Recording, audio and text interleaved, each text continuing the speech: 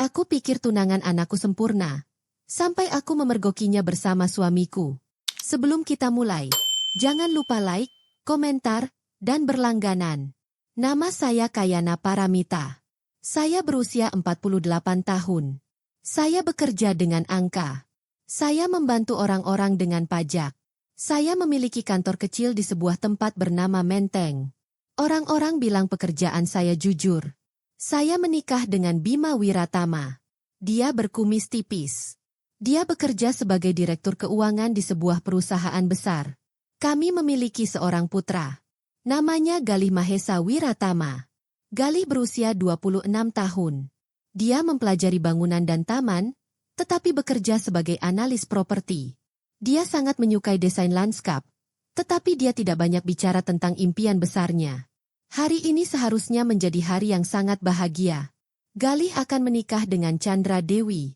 Chandra berusia 24 tahun. Ia seorang pengacara muda di Jakarta. Rumahnya seharusnya terasa ramai dan terang. Dapurnya seharusnya beraroma sarapan. Jamnya seharusnya berdetak seperti biasa. Aku menuangkan air ke dalam ketel dan menunggu. Tanganku sedikit gemetar. Aku tidak takut pada ketel itu. Aku takut di dalam hatiku. Minggu ini saya merasa ada yang salah. Hal-hal kecil mulai berubah. Bima sering pulang larut malam. Katanya karena rapat. Dia mulai memakai parfum baru yang kuat. Dia tidak suka bau menyengat. Jadi ini terasa aneh. Sebuah pot anggrek putih muncul di meja kerjanya. Dia tidak pernah suka anggrek. Kunci laci kantor kami berbeda. Laci itu dulu hanya untuk menyimpan barang-barang sederhana seperti pena dan kalkulator. Sekarang terlihat berbeda. Saat makan malam, kami tidak mengobrol seperti sebelumnya. Radio mati. Rumah terasa sunyi. Saya mencoba tertawa dan berkata mungkin itu stres. Namun, keheningan itu terasa berat, seperti selimut tebal. Saya menyewa seorang wedding planner. Namanya Zahra Nirmala. Usianya 33 tahun. Dia cepat dan rapi. Dia menelepon saya untuk membahas daftar periksa pernikahan. Dia membahas tentang kursi, kanopi, tata suara, dan proyektor untuk pameran foto Galih. Saya menjawab teleponnya dan berjanji bertemu pukul 9. Saya berusaha untuk tetap tenang. Dari jendela dapur, saya bisa melihat jalanan. Menteng terlihat cantik di majalah. Dari jendela, saya hanya melihat para pekerja, penjual roti, dan seorang tetangga tua sedang menyiram bunga. Saya suka kerapian. Saya suka bangun pagi dan menulis catatan serta angka. Kerapihan membuat saya merasa aman.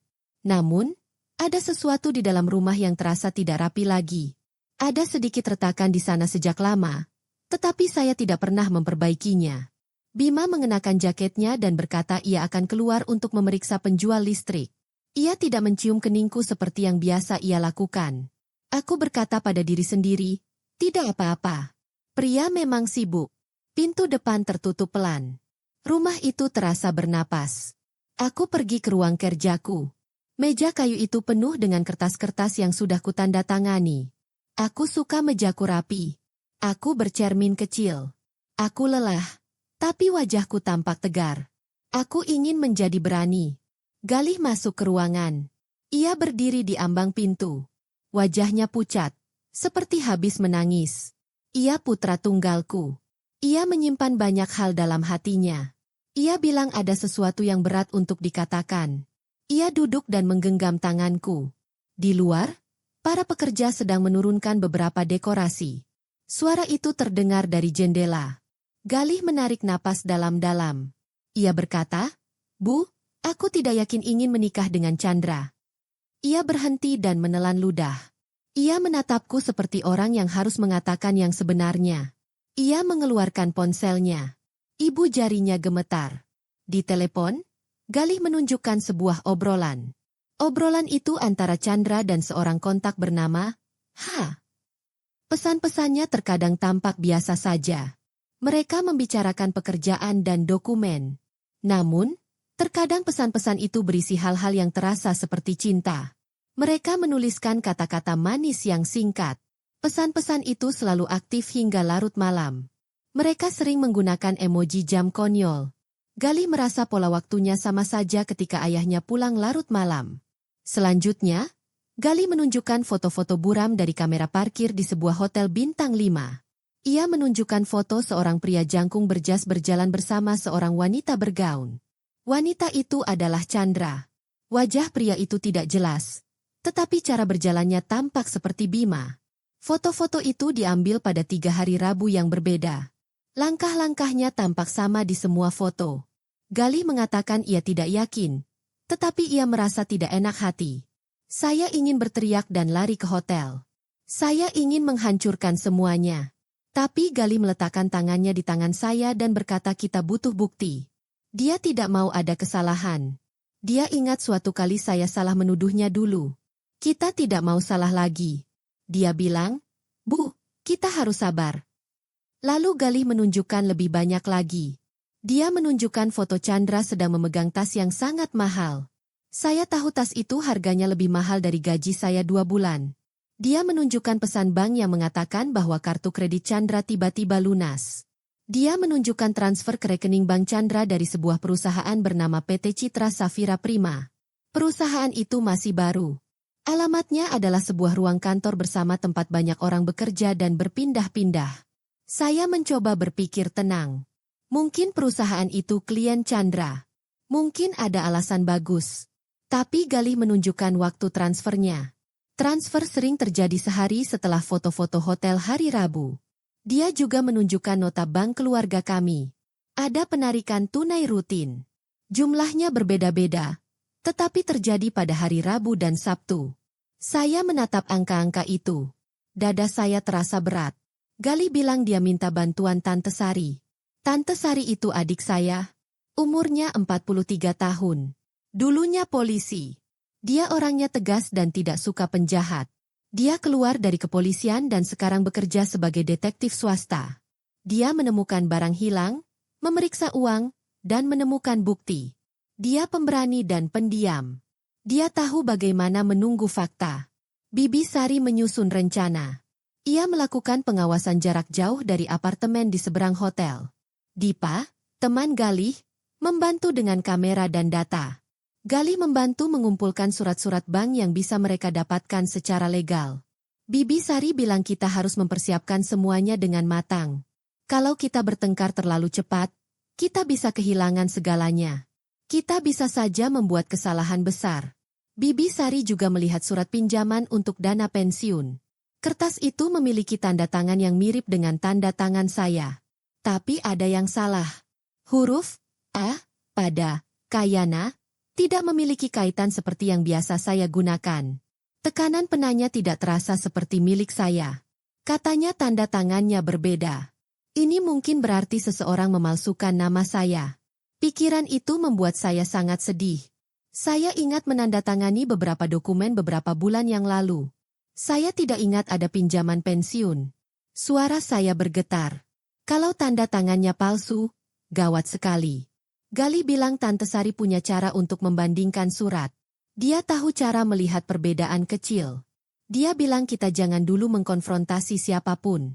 Kita harus mengumpulkan lebih banyak bukti.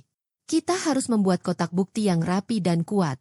Kalau kasusnya sampai ke pengadilan, kita tidak boleh bingung. Kita harus menunjukkan kebenaran dengan jelas. Aku menutup wajahku dengan kedua tanganku. Aku merasa sangat sedih sekaligus marah. Kamu masih berencana menikah hari ini? Tanyaku lembut, tapi suaraku terasa berat seperti batu. Jika semua ini hanya kesalahpahaman, aku akan meminta maaf seumur hidupku. Tetapi jika itu benar, maka saya tidak bisa meneruskan pernikahan yang diawali dengan kebohongan ini.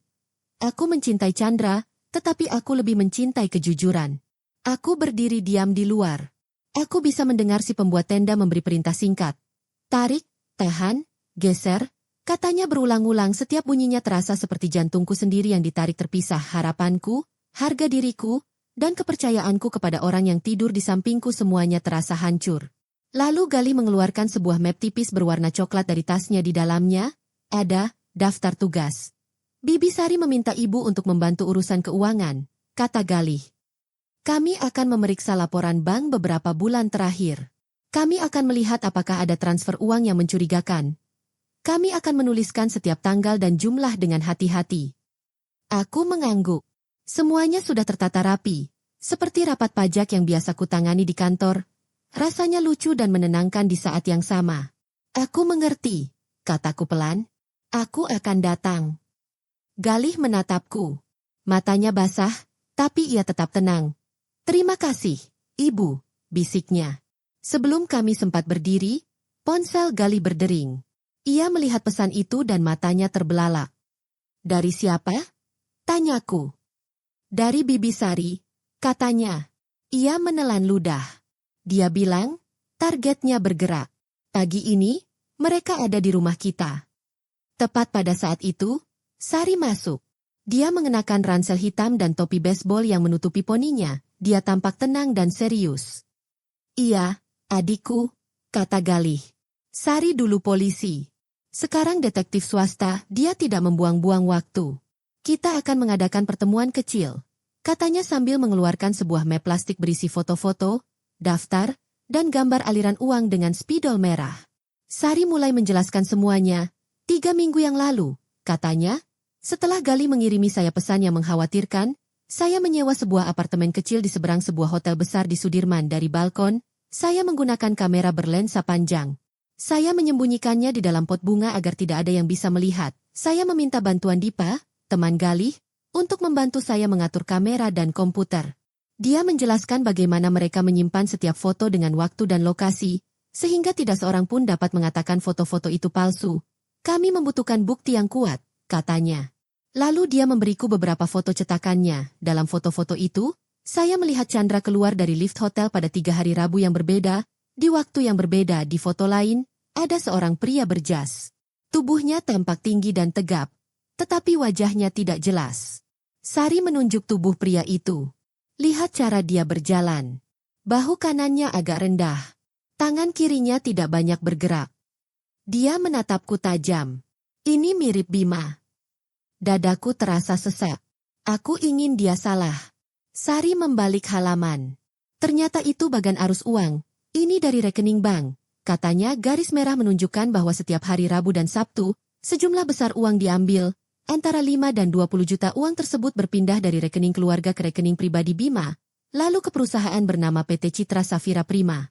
Dia tampak serius. Alamat perusahaan itu terus berubah, dan direkturnya rentenir. Lalu dia menunjukkan perusahaan lain bernama PT Lintas Aurora. Hasilnya sama saja. Uangnya berputar-putar dan kembali ke Chandra. Sari mendesah. Ini bukan sekadar cinta. Ini tentang uang dan kebohongan.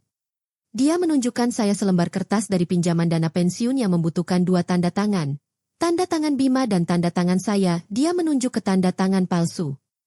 Lihat, katanya. Tanda tanganmu yang asli selalu dimulai dengan kait kecil. Yang ini berbeda, ini palsu. Aku merasakan badanku menjadi dingin. Kalau memang begitu, kataku pelan, maka Bima bukan hanya suami yang buruk. Dia juga penjahat. Sari mengangguk. Dia memberiku daftar tindakan yang telah mereka lakukan untuk melindungi bukti. Semua berkas, foto, dan dokumen disimpan di 2 tempat. 1 di dalam kotak, dan 1 di cloud. Ujarnya.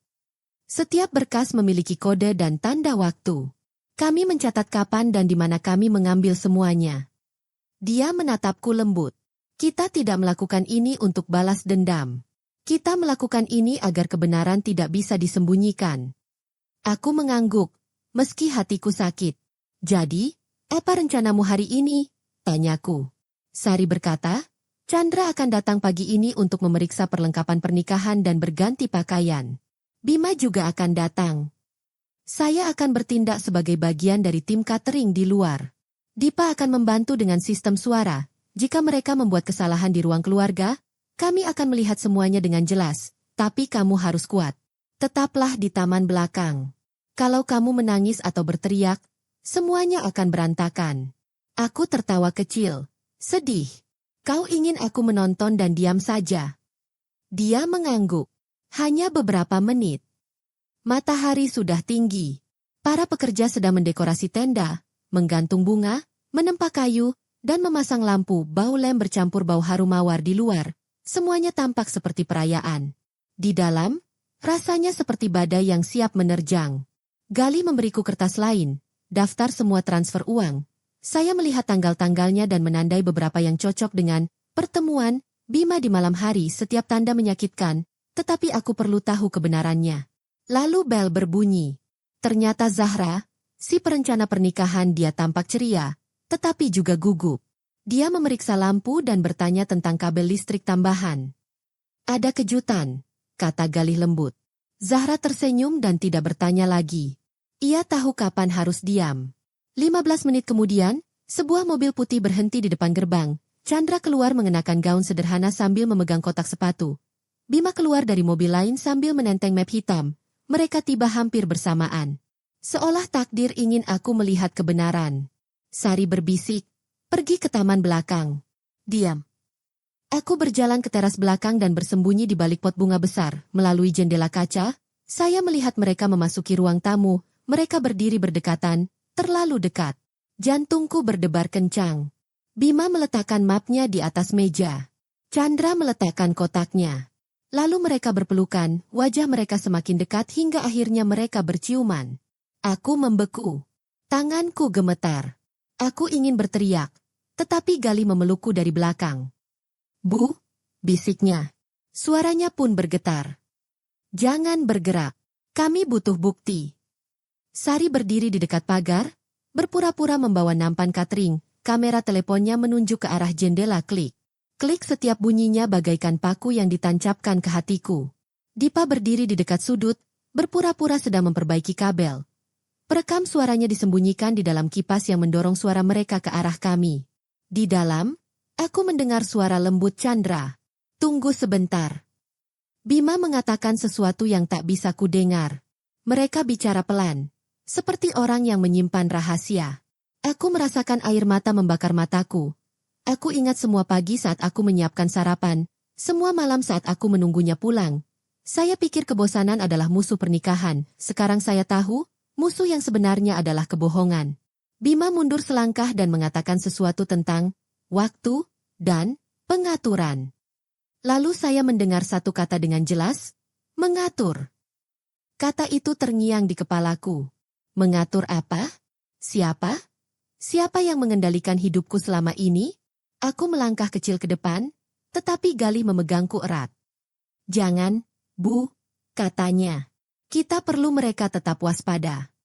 Aku menarik napas dalam-dalam, lalu mengembuskannya perlahan. Sari mengangkat alisnya, memberi isyarat bahwa sudah cukup. Dia diam-diam menjauh untuk menuliskan waktu dan rinciannya. Setelah Bima dan Nadia selesai berpelukan, wajah mereka kembali tenang. Nadia mengambil selembar karton, berpura-pura sedang bekerja. Bima meraih map seperti biasa di kantor. Jika seseorang tidak melihat pelukan itu, mereka akan mengira mereka hanya membicarakan pekerjaan. Ayo kita ke depan, kata Galih lembut. Aku mengangguk. Kami berjalan melewati lorong kecil untuk menghindari pintu utama. Kepalaku agak sakit, mungkin karena aku berusaha tetap tegar. Di kantor, Galih membuka laptopnya. Di layarnya ada sebuah folder bernama Menteng Sejati. Nama itu tampak aneh dengan huruf-huruf besar dan garis-garisnya. Galih mengkliknya. Di dalamnya terdapat banyak folder kecil. Satu tentang hotel, satu tentang rapat, uang, dan satu ikon merah bernama 07 DNA. Galih menatap ikon merah itu lama sekali, seperti takut menyentuhnya. Apa itu? Tanyaku. Suaraku terdengar datar. Galih menggerakkan tetikusnya, tapi tidak mengklik. Ini hasil pertama, katanya pelan. Bibi Sari bilang ini bukan cuma soal curang. Dia menatapku dengan saksama, ingin aku bersiap. Lalu terdengar ketukan pelan. Sari masuk, membawa ponsel dan buku catatan. Kami sudah punya foto-fotonya, suaranya, dan daftar kemana uang itu pergi. Semuanya terhubung, katanya tenang. Dia melihat ikon merah itu.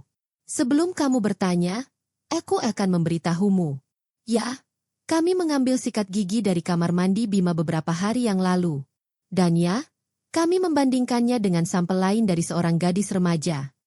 Dia berhenti. Hasil pertama menunjukkan bahwa gadis itu hampir pasti anak Bima. Dunia terasa menyempit. Aku harus berpegangan pada tepi meja agar tidak jatuh. Siapa gadis itu?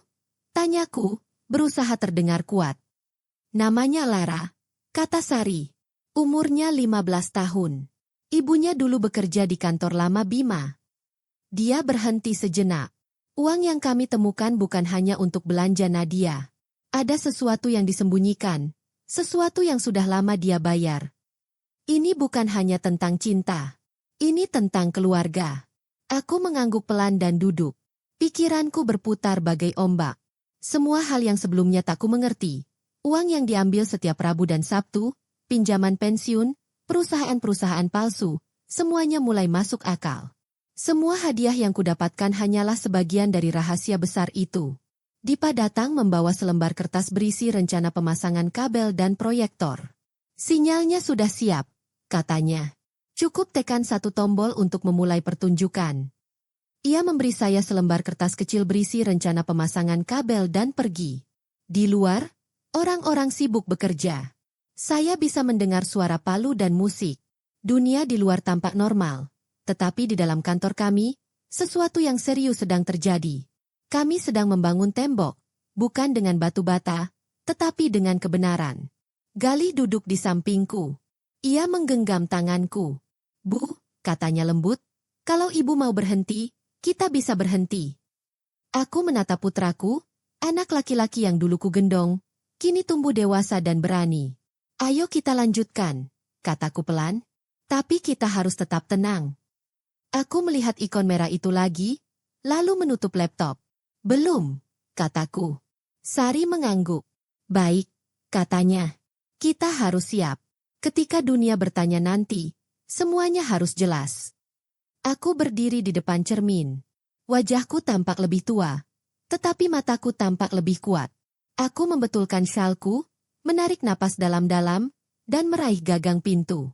Dari aula, aku mendengar suara Bima. Ia berbicara begitu normal, menanyakan tentang kursi dan generator. Dunia ingin kembali normal, tetapi aku tahu kebenaran telah mengubah segalanya. Kemudian, saya duduk kembali di meja. Galih membuka laptop lagi. Saya masuk ke situs web bank dan mengunduh laporan bank keluarga selama 9 bulan. Ada banyak angka, tanggal, waktu, dan jumlah. Pola yang sama muncul. Setiap Rabu dan Sabtu, sejumlah besar uang diambil dari berbagai tempat. Galih membantu saya menyalin angka-angka itu ke dalam sebuah daftar. Sari memperhatikan dengan saksama. Tandai juga hari-hari selain Rabu atau Sabtu, katanya. Terkadang orang juga menyembunyikan rahasia di hari-hari lain.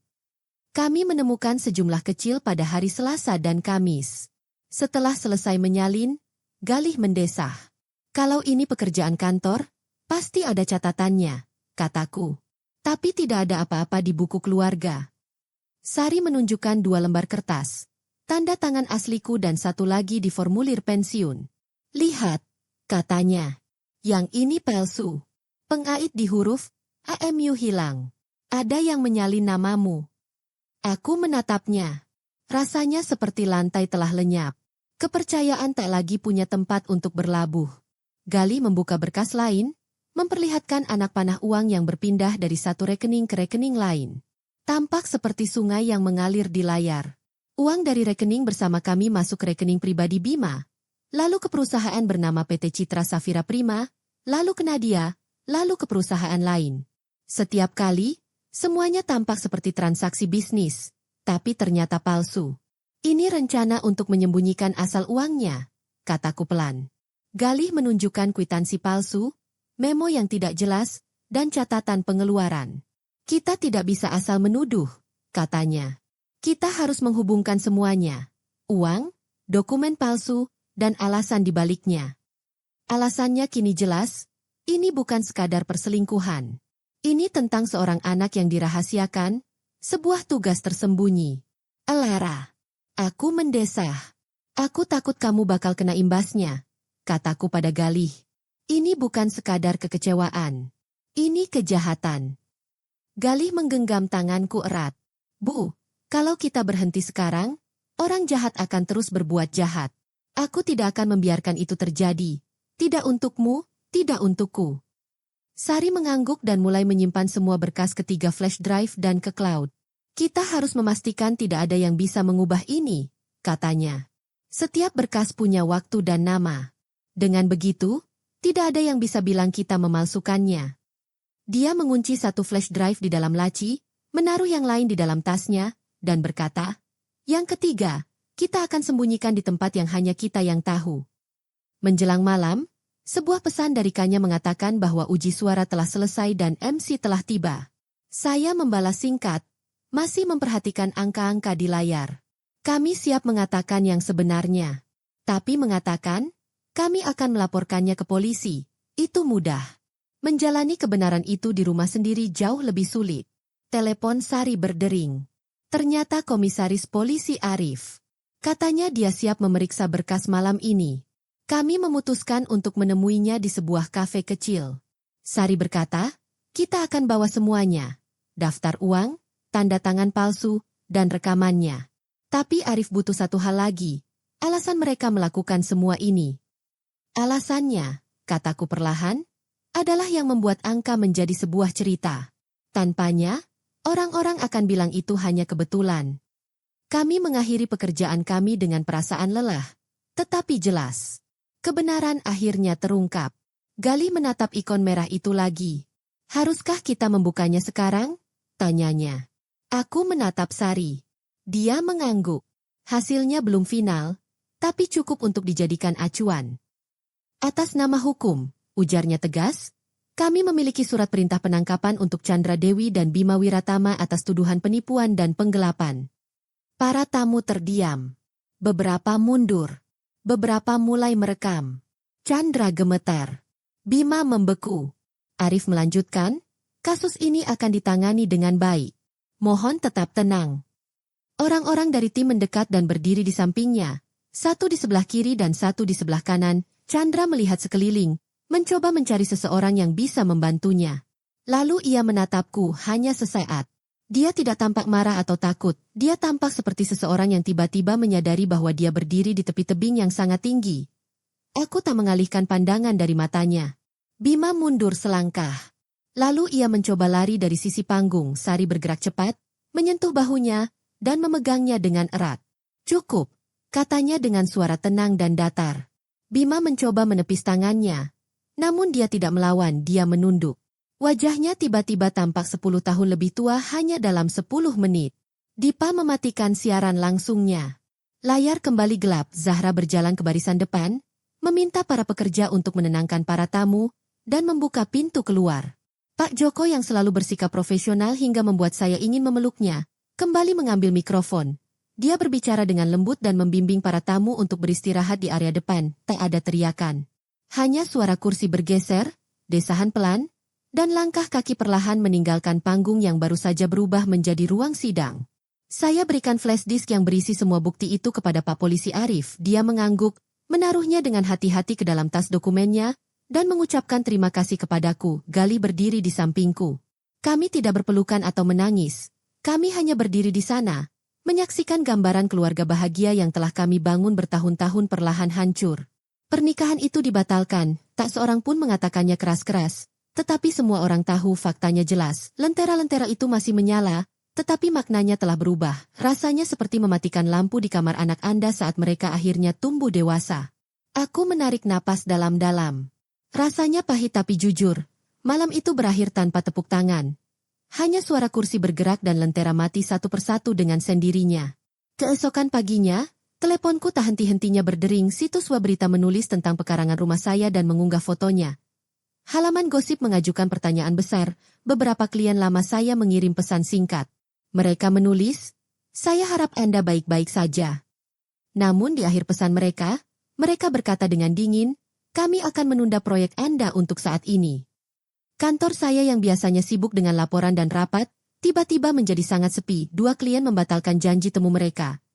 Aku duduk di mejaku, melihat meja kayu yang telah menjadi pusat dari begitu banyak rencana dan bertanya-tanya, apakah aku baru saja menghancurkan hidupku sendiri? Siang harinya, saya panggil semua staf saya. Saya katakan singkat kepada mereka bahwa ada masalah keluarga dan proses hukum. Namun kami akan tetap bekerja dengan standar yang sama. Saya mengakhiri pertemuan itu dengan satu kalimat, kami hanya menangani apa yang dapat kami pertanggungjawabkan. Mereka mengangguk pelan. Lalu saya menulis catatan persingkat untuk media, Hanya satu halaman. Dikatakan bahwa kami akan membiarkan proses hukum berbicara sendiri dan meminta semua orang untuk menghormati privasi kami. Tidak ada drama, hanya kata-kata yang jelas. Catatan kecil itu membantuku bernapas sedikit lebih lega. Sore itu juga saya pergi mengajukan gugatan cerai kepada pengacara saya, Bapak Surya Darmawan. Dia telah menjadi pengacara saya selama bertahun-tahun. Dia tenang dan rapi seperti biasa. Kami membawa map tebal berisi bukti, penarikan bank, tanda tangan palsu, catatan perusahaan, dan tes DNA. Di gedung pengadilan, kami bisa mendengar langkah kaki, stempel kertas, dan orang-orang yang menunggu dalam antrean panjang. Rasanya seperti film sedih yang tidak ingin saya ikuti. Saat kami keluar, saya lelah tetapi juga lebih ringan. Malam itu, petugas Arif menelepon. Dia mengatakan polisi telah memeriksa kantor Chandra, mengambil komputernya, dan beberapa dokumen rekan kerjanya. Rudy mengatakan dia tampak seperti seseorang yang baru saja menelan batu. Beberapa hari kemudian, polisi membuat pernyataan publik singkat. Mereka tidak mengatakan semuanya, tetapi mereka berbicara tentang perusahaan dan tanda terima palsu. Mereka mengatakan prosesnya masih berlangsung. Akhirnya Chandra mengakui beberapa hal yang dilakukannya. Dia hanya dipenjara sebentar dan harus mengembalikan uang curiannya. Ketika aku melihatnya memberikan lebih banyak kertas, dia menatapku. Tidak marah, tidak sedih, tetapi seperti seseorang yang akhirnya melihat jati dirinya di cermin. Kemudian, para hakim memanggil kami beberapa kali. Pengacara saya berbicara dengan jelas tanpa kata-kata yang muluk-muluk, hanya fakta, angka, dan bukti. Keputusan itu datang lebih cepat dari yang kami duga. Akses Bima ke uang kami dibekukan. Keputusan akhir mengembalikan rumah saya kepada saya. Membaca keputusan itu terasa seperti menelan obat pahit. Tidak manis, tetapi menyembuhkan. Itu memberi saya harapan. Bima tidak hadir pada 2 sidang terakhir. Pengacaranya mengirimkan pernyataan sederhana. Tak lama kemudian, Bima kehilangan pekerjaannya.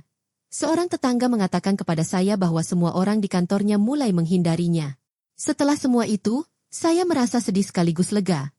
Aku menutup pintu kamar tidur lama Bima bukan untuk menghukumnya, tetapi untuk menandai akhir. Kemejanya masih tergantung di lemari, berbau kayu baru. Aku tidak membuangnya. Aku hanya tidak membuka pintunya lagi. Pekerjaan terasa berat untuk sementara waktu, tetapi perlahan-lahan kantor saya kembali hidup. Klien yang bertahan adalah orang-orang jujur. Beberapa dari mereka adalah pemilik usaha kecil yang mengatakan, "Aku memilihmu karena kamu jujur." 3 perusahaan baru juga menghubungi kami. Mereka mengatakan mereka bosan dengan jalan pintas. Saya mempekerjakan staf junior baru dan mengajarinya cara membuat catatan dan menyimpan arsip kantor kami kecil, tetapi terasa penuh kehidupan baru. Saya menulis sebuah kalimat di dinding, kejujuran menghemat energi. Kamu tidak perlu mengingat kebohongan. Gali mengatakan kepada saya bahwa dia ingin menemui psikolog. Dia mengatakan dia kesulitan tidur. Suara-suara malam terus membawanya kembali ke hari itu di atas panggung. Psikolog itu, seorang wanita yang baik hati, membantunya mengubah kenangan itu menjadi cerita yang dapat disimpannya dengan aman dalam pikirannya. Setelah beberapa kunjungan, Gali mendaftar untuk kursus arsitektur lanskap. Dia berhenti dari pekerjaan lamanya dengan sopan dan mulai bekerja di sebuah studio kecil untuk pemula. Rumah kami segera dipenuhi dengan gambar taman dan tanaman. Dia mendapat proyek pertamanya, kebun tetangga. Dia bekerja dengan hati-hati, menata batu dan tanaman, seperti menyusun kembali hidupnya sepotong demi sepotong. Dipa sering datang untuk membantunya membuat model 3D. Mereka tertawa, bekerja, dan membuat taman tampak hidup. Saya sering membuat teh dan mendengarkan suara-suara riang mereka. Zahra juga mengirimiku pesan teks suatu malam. Dia bilang dia menyesal keadaan menjadi begitu buruk, tetapi bangga dengan keberanianku. Jika semua ibu seperti Anda, pekerjaan saya sebagai perencana acara akan lebih mudah, candanya. Saya mengucapkan terima kasih dan berkata, terima kasih karena tetap tenang menghadapi para tamu. Dia membalas dengan emoji 2 telapak tangan yang saling menempel. Sebulan kemudian, petugas Arif memanggil kami, saya, Galih, dan Sari, ke kantornya. Dia mengatakan kasus Chandra hampir ditutup. Dia telah mengembalikan uangnya, mendapat hukuman, dan polisi akan melakukan pemeriksaan lanjutan. Dia berterima kasih kepada Sari atas kerja apiknya dalam memberikan bukti, dan berterima kasih kepada kami karena tidak mencampur adukan perasaan dengan fakta. Kami semua berjabat tangan. Keadilan, pikirku, tidak selalu terlihat dramatis. Kadang-kadang hanya orang-orang yang tenang duduk mengelilingi meja, melakukan hal yang benar. Suatu pagi, sepucuk surat datang dalam amplop berwarna krem. Tidak ada logo, hanya tulisan tangan Maya Siregar. Saya duduk sebelum membukanya, di dalamnya ada sebuah catatan pendek. Maya menulis bahwa putrinya, Elara, telah membaca berita tersebut. Elara ingin bertemu saya untuk mendengar kebenaran dari ibunya. Maya mengatakan kita bisa bertemu di tempat netral. Elara tidak meminta apapun. Dia hanya ingin mengerti. Saya memandangi surat itu cukup lama. Lalu aku mengirim pesan ke Gali dan Sari. Ada surat dari Maya. Elara mau ketemu. Kami bertemu di sebuah kafe kecil. Di sana ada meja kayu, kipas angin langit-langit, dan aroma kopi di udara. Gali duduk di sebelahku saat Elara dan Maya datang. Saya mengenali mereka dari berkas, tetapi melihat mereka membuat segalanya menjadi nyata. Elara berusia 15 tahun, mengenakan ransel, dan tampak malu-malu. Maya tampak lelah tetapi berani. Aku berdiri. Elara, kataku. Aku Kayana. Dia mengangguk dan duduk. Suasana hening sampai pelayan membawakan air. Gali tersenyum dan menunjukkan foto-foto taman di ponselnya. Apakah kamu suka tanaman? Tanyanya. Elara tersenyum kecil. Aku suka denah ruang tamu. Senyum kecil itu seperti jembatan pertama di antara kami. Aku mengaduk tehku dan berkata dengan lembut, saya minta maaf atas semua kebingungan yang ditimbulkan oleh orang dewasa. Anda bukanlah penyebab apapun. Anda berhak mengetahui siapa diri Anda, tanpa rasa takut. Elara menatapku lama dan bertanya, apakah aku masalah bagi ibu? Saya tidak menjawab secara langsung. Kamu tidak menjadi masalah bagi siapapun, kataku. Maya menutup matanya dan menarik napas dalam-dalam. Setelah itu, kami berbicara tentang sekolah, pekerjaan rumah, dan hobi. Gali bertanya apakah Lara mau membantu menata taman kecil kami, dia mengangguk malu-malu. Kami tidak berbicara tentang Bima atau pengadilan. Kami hanya 3 wanita dan seorang pria muda yang berbagi sore yang tenang. Seminggu kemudian, Maya dan Lara datang ke rumah kami membawa kue. Lara melihat-lihat taman kami dan membantu Gali menata beberapa pot bunga. Dia tertawa kecil sambil memindahkan patung gajah kecil. Tak lama kemudian, kami mengobrol dan tersenyum. Kami mulai bertukar pesan tentang tanaman dan warna cat. Persahabatan yang sederhana dan baik pun tumbuh di antara kami. Bulan-bulan berlalu, saya menjual rumah tua saya yang besar di Menteng. Rumah itu telah menyaksikan pesta, air mata, dan kebohongan. Menjualnya sulit, tetapi ketika saya memberikan kuncinya, saya merasa bebas. Saya pindah ke rumah kecil dan tenang di dekat taman. Rumah itu memiliki halaman kecil, 2 pohon, dan 1 bangku kayu. Malam harinya terasa damai, dan pagi harinya terasa tenang. Kantor saya juga menjadi damai. Saya hanya menerima klien yang menginginkan pekerjaan jujur. Uangnya jadi berkurang, tapi saya tidur lebih nyenyak. Gali menyelesaikan terapinya, dia belajar membedakan antara marah dan sedih, cinta dan rasa bersalah. Ia menjadi desainer lanskap penuh waktu.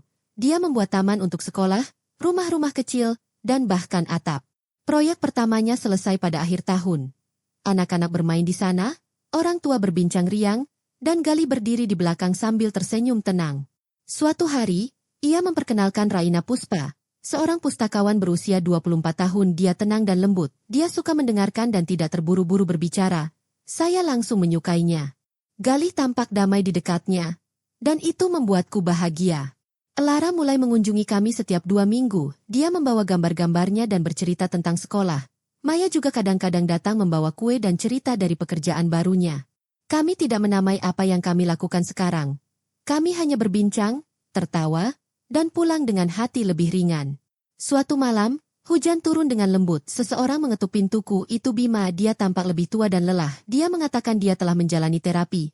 Dia meminta maaf atas semua kebohongannya. Dia tidak meminta apapun, hanya pengampunan. Saya mendengarkannya dengan tenang. Saya ingat semua yang terjadi. Namun saya tidak marah lagi. Kemarahanku telah terbakar lama dan berubah menjadi kekuatan. Aku memaafkanmu, kataku lembut. Dia menatapku, berharap sesuatu yang tak bisa kuberikan. Kami tidak akan kembali, kataku. Kepercayaan itu seperti kuburan. Kita hanya bisa berdoa di sana, bukan hidup di dalamnya. Dia mengangguk, mengucapkan terima kasih, lalu pergi. Aku menutup pintunya perlahan-lahan. Tidak ada kebencian di hatiku. Di luar, hujan terus turun. Beberapa hari kemudian, saya duduk di bangku taman, melihat tanaman yang dipilih Gali, daun hijau, bunga kecil, rempah untuk memasak. Rumahnya kecil, tetapi saya merasa menang, bukan karena siapapun kalah, tetapi karena aku telah berhenti berbohong kepada diriku sendiri. Suatu sore yang cerah, Elara menempelkan kertas di kulkasku. Itu adalah taman impiannya. Jalan setapak yang melengkung, sudut untuk membaca, dan kolam kecil yang memantulkan langit. Bolehkah aku mendesain halaman belakang rumahmu? Tanyanya malu-malu. Tentu saja, kataku sambil tersenyum. Galih tampak bangga, dan Raina membawa puding coklat. Maya mengambil foto kami, canggung namun bahagia. Di dalam diriku, sebuah kalimat akhirnya menemukan rumahnya. Kemenangan sejati bukanlah tepuk tangan meriah, melainkan bernapas dengan tenang. Keluarga lama kami telah hancur karena beban kebenaran, tetapi dari potongan-potongan itu, tumbuh yang baru, lebih kecil, lebih tenang, dan jujur. Aku melihat taman kecil kita, batu-batu, gambar-gambar Elara, tawa Raina, dan keheningan Maya. Itu bukan sebuah keajaiban. Itu adalah hasil dari membuat pilihan berani setiap hari. Dan untuk pertama kalinya dalam waktu yang sangat lama, saya benar-benar merasa seperti di rumah sendiri.